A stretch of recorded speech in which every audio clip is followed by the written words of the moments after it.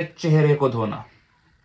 ये चेहरा होता है पेशानी से लेके ठोड़ी तक, ये ठोड़ी है, ठोड़ी तक, और कान के एक लो से, ये कान के एक लो से लेकर दूसरी लो तक, ये इसको पूरे को धोना, चेहरे को धोना पहला फर्ज कहलाता है। दूसरा फर्ज क्या कहलाता है? आपके बाजुओं को कोहनियों समेत धोना। ये कोहनी है, इस समेत वजू करना। अब बाज यहां तक लगे होते हैं, लगे, लेकिन पता तरीकाकार नहीं होता। फिर बाज लोग टूटी के नीचे अपना हाथ ऐसे कर लेते हैं। मस्जिदों में अक्सर आप देखेंगे वो ऐसे ऐसे करके धो रहे होते। तो ऐसा करना दुरुस्त नहीं है।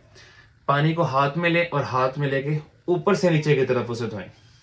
ये फिर इसी तरीके से लेफ्ट,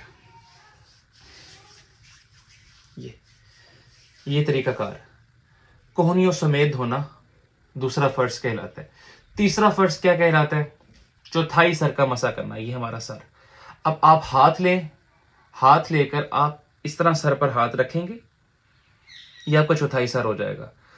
ये मैं आपको फराइज बता रहा हूँ, ये बात साथ साथ क्लियर करता रहूँ। ये भी मैं आपके साथ सिर्फ फराइज को डिस्कस कर रहा हूँ। फराइज जो हमारे ज़रूरत के वक्त ज़रूरी होते हैं, मजबूरी के वक्त ज़रूरी होते हैं। ये चौथाई सर के ऊपर अपने हाथ रखा, गीला करके आपका फ़र्ज अदा हो जाएगा। चौथाई सर का मसा करना तीसरा फ़र्ज कहलाता है। अब जो हमारा चौथा फ़र्ज है वो है पाँव को टखनों समेत धोना।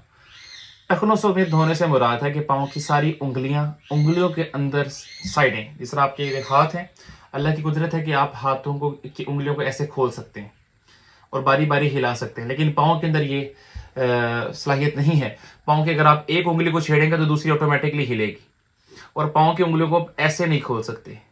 बास खोल भी सकते हैं, लेकिन अमूमन हमारे यहाँ ऐसे कोई नहीं कर सकता पाँव की उंगलियों को। तो पाँव की उंगलियों को स्पेसिफिकली खुद खोलकर इनके अंदर से, यहाँ से मैल निकालना, यहाँ से पाँव के अंदर से मैल निकालना ज़रूरी है, क्योंकि हमारे पाँव एक ऐसे हिस्से हैं जिसम के जो ज़मीन के साथ हर वक्त रहते हैं। मिट्टी है, धूल है, कीचड़ है, पानी है, सब कुछ